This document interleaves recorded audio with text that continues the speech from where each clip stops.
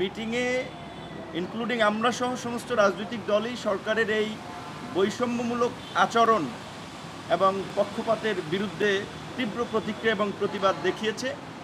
কারণ ধরেন বিএনপি রাষ্ট্র ক্ষমতায় ছিল, তাদের এখনও রাজনীতির মাঠে তাদের একটা শক্ত অবস্থান। সেই ক্রাইটেরিয়ায় বিএনপির মতো একটা বড় দলের সাথে সরকার আলাপ করতে পারে তার কোনো ইস্যুতে। যে চারটা দলকে কোন ক্রাইটেরিয়ায় বড় দল কিংবা প্রধান দল হিসেবে তারা সিলেক্ট করলো, এবং তার মধ্যে একটা দলের তো নিবন্ধনই নাই, সদ্য গঠিত হয়েছে। এবং এই অভিযোগটা মোটামুটি বৈঠকে উত্থাপিত যারা করেছেন বাকিরাও সমর্থন করেছেন যে সরকারের কর্মকাণ্ডে এবং ভূমিকায় দেখা গেছে যে তারা এনসিপির প্রতি একটু পক্ষপাত দুষ্ট ভূমিকা পালন করছে। তো এই রকমের একটা অভ্যুত্থানের পরে এত বিপুল জনপ্রিয় এবং জনসমর্থিত সরকার যদি কোনো দিকে হেলে যায়, তাহলে তাদের প্রতি জনগণের সমর্থন কিন্তু সরে যাবে, যার ফলে আগামীতে কিন্তু প্রশ্ন তৈরি হতে পারে যে এই সরকারের অধীনে সুষ্ঠু নির্বাচন হবে কিনা।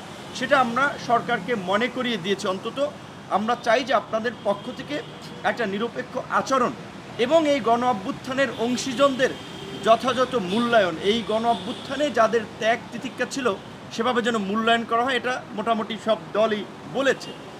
আইন শৃঙ্খলা পরিস্থিতি নিয়ে আমি আমার জায়গা থেকে বলেছি যে চিটাগাংয়ে যে আইনজীবীর হত্যাকাণ্ড ঘটল চিন্ময় কৃষ্ণ দাসের গ্রেপ্তারকে কেন্দ্র করে, এই তথ্য আমার মতো একজন সাধারণ নাগরিক আগের রাতে পেয়েছিলাম।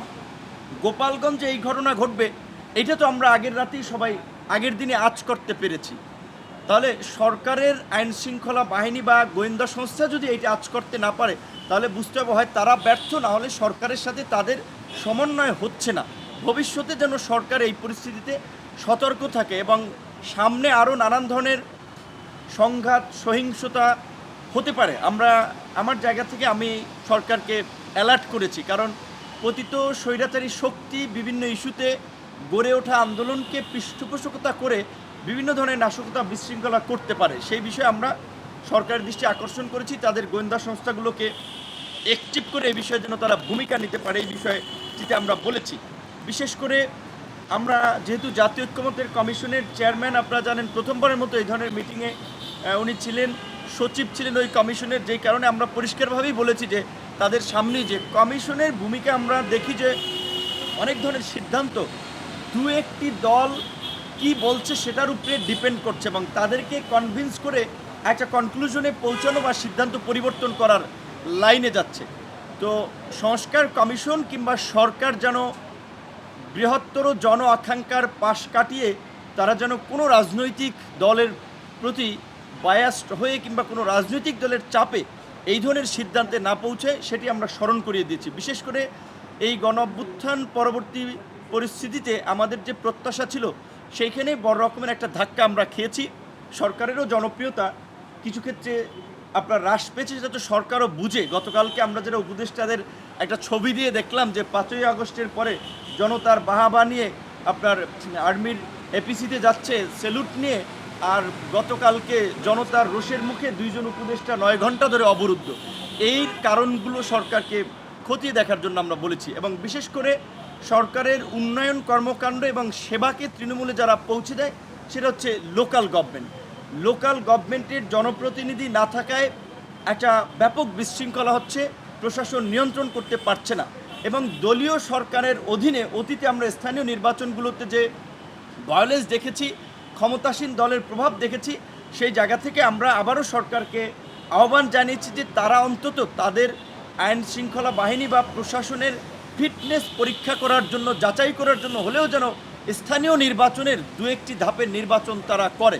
পাশাপাশি এই গণ অভ্যুত্থানের সবচেয়ে বড় স্টেক হোল্ডার বা অংশীদারদের মধ্যে ছাত্র নেতৃবৃন্দ অন্যতম।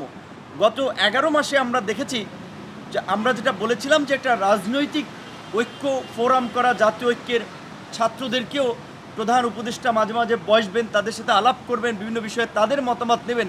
সেই ক্ষেত্রে বৈষম্য বিরোধী আন্দোলন ছাড়া কিংবা এনসিপি সংশ্লিষ্ট ছাড়া অন্য কোনো ছাত্র সংগঠনের নেতা বা ছাত্রদের প্রতিনিধিদেরকে বোধহয় সরকার কখনো ডাকে নাই, তাদের সাথে মিটিংও হয়নি। আমরা এই 5ই আগস্টের পূর্বে এই বিভিন্ন ছাত্র সংগঠন যারা এই গণ অভ্যুত্থানের নেতৃত্ব দিয়েছে তাদের শীর্ষ নেতাদের সাথে অন্তত প্রধান উপদেষ্টার একটা মতবিনিময়ের আমরা প্রস্তাব রেখেছি।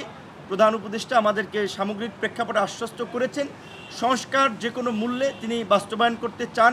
কাঙ্ক্ষিত বিচারের প্রতি আমাদের যে কনসার্ন সেই বিষয়ে তারা একটা অগ্রগতি দেখতে চান এবং যে কোনো মূল্যে এই জুলাইয়ের যে আমাদের একটা ঐক্য প্রতিষ্ঠিত হয়েছিল সেই ঐক্যটাকে ধরে রেখে এবং বিশেষ করে এই জুলাই মাসে যেন আমরা এই আমাদের ঐক্য চেতনার যেন একটা পুনর্জাগরণ ঘটাতে পারি, সেজন্য এই মাসব্যাপী উদযাপনের পাশাপাশি আগামীর বাংলাদেশ বিনির্মাণে যেন আমরা কাজ করতে পারি সেই বিষয়টির উপরে তিনি জোর দিয়েছেন, আমাদের সকলের সহযোগিতা চেয়েছেন এবং রাজনৈতিক দলগুলো ইনক্লুডিং আমরা বারবার বলেছি যে দু একটি দল সরকারকে মিটিং করার প্রয়োজন হলে মতবিনিময়ের সুযোগ পায়, বাট অন্য যে গুরুত্বপূর্ণ স্টেক হোল্ডার তারা সুযোগ পাচ্ছে না। সেই ক্ষেত্রে এই বিষয়টি আমলে নিয়ে অন্তত প্রত্যেক মাসে যেন সরকার বিভিন্ন রাজনৈতিক দলগুলোর সাথে একটা ডায়ালগের মধ্যে দিয়ে পরিস্থিতি সম্পর্কে একটা করণীয় ঠিক করতে পারে, ধারণা নিতে পারে, এই প্রস্তাবটিও আমরা রেখেছি এবং সেটাও তারা গুরুত্ব দিয়ে বিবেচনা করবেন পরবর্তী মাস থেকে এবং নিয়মিত একটা বসার এই বিষয়টি তিনি আশ্বস্ত করেছেন।